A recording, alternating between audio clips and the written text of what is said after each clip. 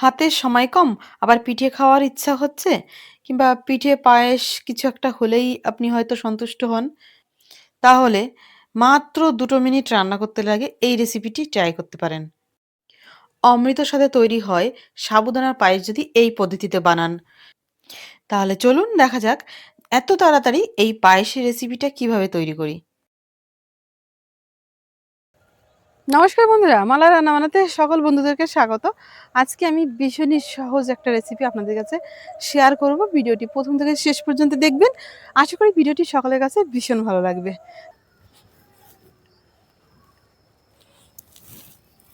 বন্ধুরা, কনকনে এই শীতের সন্ধ্যায় যদি এত তাড়াতাড়ি কোনো পায়েসের রেসিপি করা যায় তাহলে তো কোনো কথাই হয় না। পিঠে তো খেতে সবারই ভালো লাগে, কিন্তু কিন্তু পিঠে পায়েস বানাতে অনেকেরই ঝামেলা মনে হয়। তো আমি আজকে সাবুদানা দিয়ে একদম ঝটপট ঝটপট একটা আমি নতুন পদ্ধতিতে এটা বানাবো, একটা অন্য পদ্ধতিতে। ঠিক আছে, আশা করি ভিডিওটি সকলের ভালো লাগবে। সাবুদানা এবার জল দিয়ে ধুয়ে নেব। একবারের জন্য জল দিয়ে একটু ভালোভাবে ধুয়ে আমি জল ঝরান দিয়ে রাখবো 20 মিনিটের জন্য। হ্যাঁ, এই যে ভালোভাবে ধুয়ে নিলাম। এবার এর গায়ে যে এক্সট্রা জলটা আছে, এটা যতক্ষণে আমি রেস্টে রেখে দেবো ততক্ষণে এই জলটা কিন্তু গায়েই টেনে যাবে। তো আমি এইভাবেই 20 মিনিটের জন্য রেখে দিচ্ছি।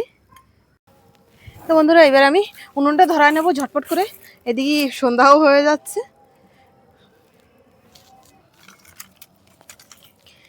কনকনে এই শীতে আমরা কিন্তু সবাই পিঠে পায়েস ভীষণ পছন্দ করি। জি বন্ধুরা, কত সুন্দর উনুনটা ধরে গেছে। আমি কড়াইটা এবার দিয়ে দিলাম। কড়াইটা গরম হয়ে গেছে। আমি এবার সামান্য একটু ঘি দিয়ে দেবো। ওই 1 চা চামচের মতো ঘি দিয়ে দেবো।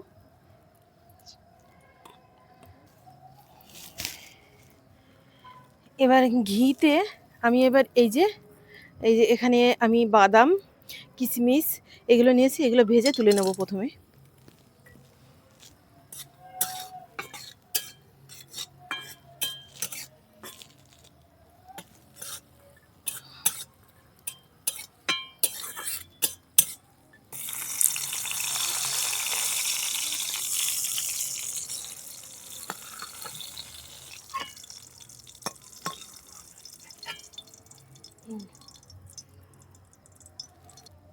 এবার আমি এখানে সামান্য একটু কোরানো নারকেল নিয়েছি। এটা দিয়ে দিলাম নারকেলটা। নারকেল দেওয়ার পরে এই যে নেড়ে চেড়ে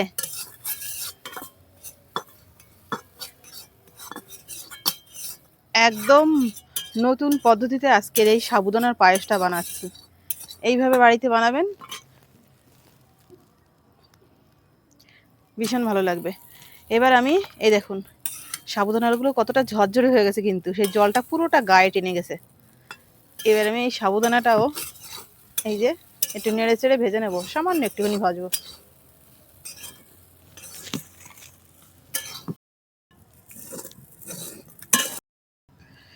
এবার আমি এখানে দুধ দিয়ে দিচ্ছি 1 লিটার। এটা কিন্তু আগে থেকে আমি জাল করে রাখছিলাম দুধটা।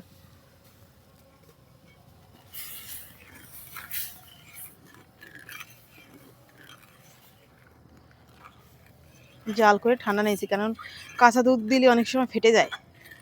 ওই কারণে আগে থেকে জাল করে সেই দুধটাই আমি এবার দিয়ে দিলাম। এটা একাদশীতেও বানিয়ে খেতে পারেন, আর এমনি টুকিটাকি যখন একটু মিষ্টি পিঠে পায়েস খেতে ইচ্ছা করে তখনও ঝটপট বানানো যাবে। এতে তো বেশি সময় লাগে না রান্না করতে, খুবই তাড়াতাড়ি রান্না হয়ে যায়।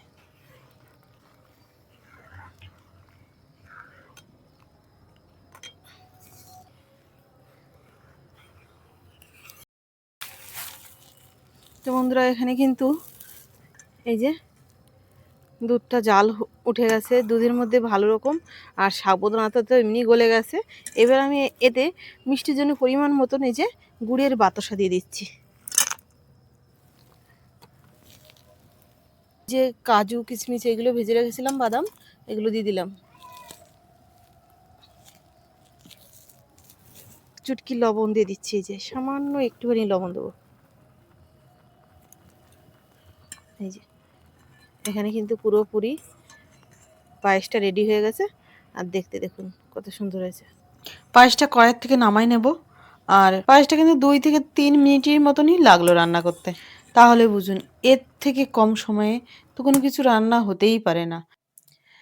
তো সব পিঠে পায়েসের পাশাপাশি এই সাবুদানার পায়েসটাও বাড়িতে বানান। এটা খেতে কিন্তু অসাধারণ লাগে। অমৃত স্বাদে তৈরি হয় এই সাবুদানার পায়েস। আর আমার এই পদ্ধতিতে যদি সাবুদানার পায়েসটি বানান তাহলে খেতে খেতে তো মুখই ফিরবে না। ভিডিওটি যদি ভালো লেগে থাকে ভিডিওটিকে একটি লাইক করবেন। চ্যানেলে নতুন বন্ধু হয়ে থাকলে অবশ্যই চ্যানেলটিকে সাবস্ক্রাইব করে রাখবেন। কিছু বাদাম কুচি করে রেখেছিলাম উপর থেকে এভাবে দেওয়ার জন্য, সৌন্দর্য বাড়ানোর জন্য। সকলে খুব ভালো থাকুন, সুস্থ থাকুন। আজকের মতন এখানেই ভিডিওটি শেষ করছি। দেখা হচ্ছে আগামীকাল অন্য একটা রেসিপি ভিডিওর মাধ্যমে।